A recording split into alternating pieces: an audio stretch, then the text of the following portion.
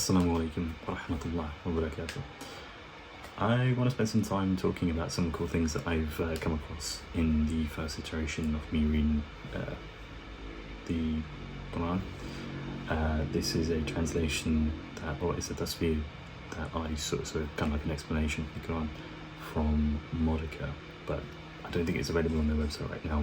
I couldn't find how to access it last time. Anyways, now I'm by no means any sort of expert or someone who's studied an intense amount. These are simply just my reflections and what I've been able to bridge gaps on.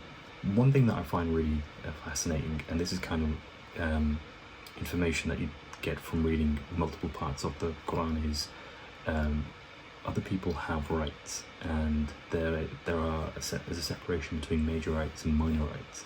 And so something that I had to dig deeper into was understanding what are these rights. And one thing that I'd love to improve upon is to attribute these to sources, exact quotes from Hadith and Quran. Unfortunately, I don't have that. But my understanding so far, and this is kind of what I've reflected upon, is family members, they have rights, neighbours have rights, other Muslims, they have rights, and non-Muslims have rights.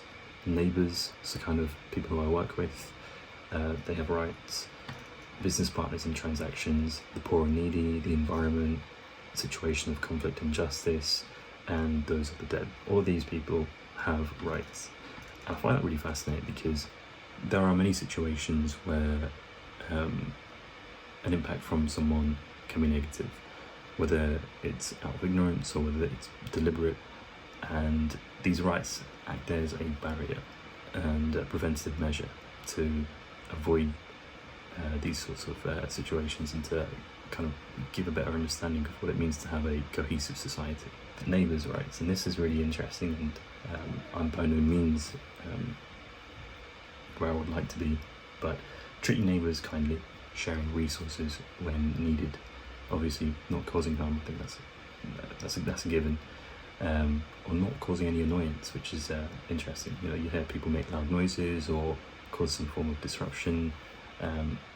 That is, from my understanding, which is very limited, to bear that in mind, but that is a right that neighbours have.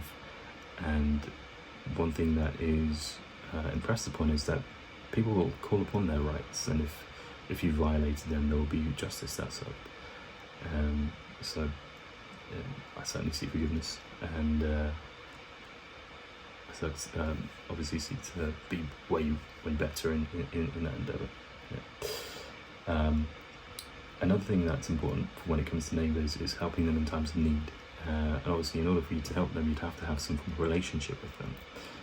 Maintaining a good relationship with them is also an important part. I think that's quite a beautiful thing. You know, there's been who knows how many stories that I've read of situations that I've seen where, you know, people feel quite isolated even though they're surrounded by people, and that's definitely the aspect of how do people respond to other people going through situations they can't resonate with, or they just don't have any advice to give.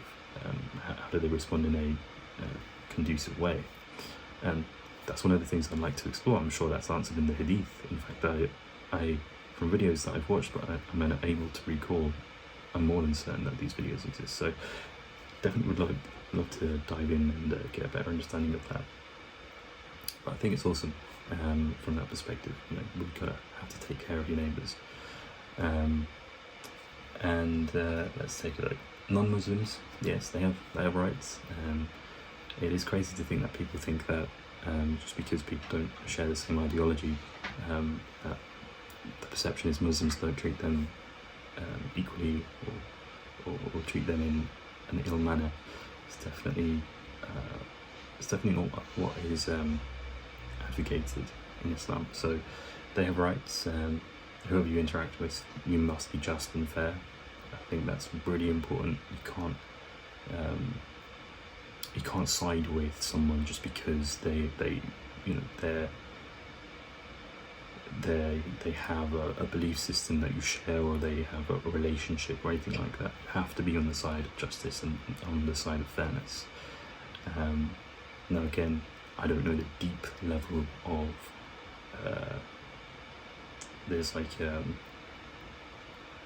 scholars who go through decades and decades worth of understanding to really know the nuances of all of this stuff. I'm a layman, but I just think it's beautiful to see. And like from a high level, this is the understanding that I've been able to acquire. Now the Prophet, who is the one that gave us the ayats that we have that have been recorded in the Quran. The Prophet, peace and blessings be upon him, he showed us and emphasized how non-Muslims should be treated, and that they should be treated with kindness, that protecting their lives is important, and also being avoiding any harm or insult or being unjust towards them. It kind of just feels like a given. It's weird to say this stuff, because why would you not do this?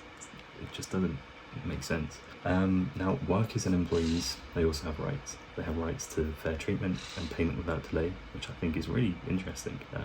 Right, it's innately the right thing to do. So it's difficult to really understand it from a perspective or the other way, where I'd have to try and justify it to myself. Providing just working conditions. Now this one's really interesting, especially in this economy, because there's definitely jobs that I have had that whose working conditions are just stuff I wouldn't have even thought would exist in the UK. Take Amazon drivers, for example. They don't have access to toilets other than when they're at a depot. So when they're out and about, I'm sure you've seen some videos circulating over social media where drivers will ask to use customers' toilets. But it's just a crazy situation to be in, where they're struck by really intense deadlines that to justify a 30-minute journey, so essentially like a 10-minute drive to a local supermarket to use the toilet, and then a 10-minute drive back to the same spot. It's something that would you'd lose money for if you, and I just think that's bonkers. Just for 30 minutes or 20 minutes, it does make a big difference, just because of how much of their schedule is just jam-packed and, in my opinion, unrealistic.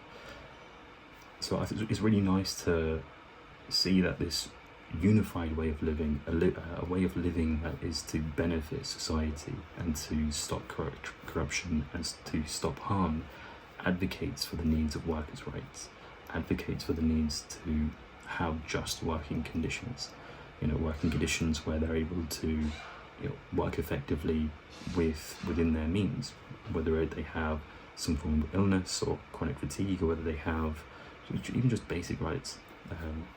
Another thing that is awful that I've seen in workplaces is the policies that they have don't advocate for people, they advocate for the company.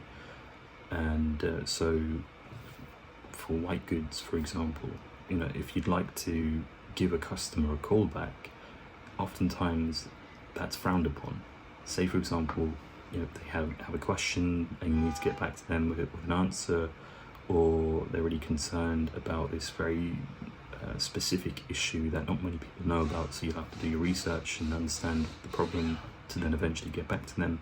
What I faced was callbacks actually penalising me, which seems ridiculous, to make an oath or a promise to say that I would call back, because it just makes sense to be able to provide the information when you get the information and be frowned upon for that. It's just bonkers to me. It's really sad. Rights of the environment. This is really cool. It's weird because I find it funny. Because it's just, personally, I find myself so often in my own bubble. To be reminded by it, it's just kind of like, oh yeah, it makes sense, but how have I just forgotten? But to take care of the environment, obviously making sure that you're not polluting or destroying natural resources. I think the reason there is, we've probably experienced some form of the opposite, where people have caused some form of pollution, where we see litter, or we come across an environment where the fumes are so intense that we find it difficult to breathe, and that stress just carries in the lungs for a lot longer than we'd like. There's also protecting animals and not causing unnecessary harm to living creatures. All things that, in my mind, are justified, they're the right things to do. To do the opposite just seems so wild. And these are all rights of others. A quick glance of what I've been able to gather. What I haven't discussed is the non-major rights of others. So the rights of leaders and authorities, of teachers, of people who are creditors or people you owe money to or owe something to. Then there's individuals who are being oppressed and the rights that they have. Rights of animals, rights of marriage, etc. So there's a whole host of other really important information. That's it. Assalamu alaikum wa rahmatullah wa barakatuh.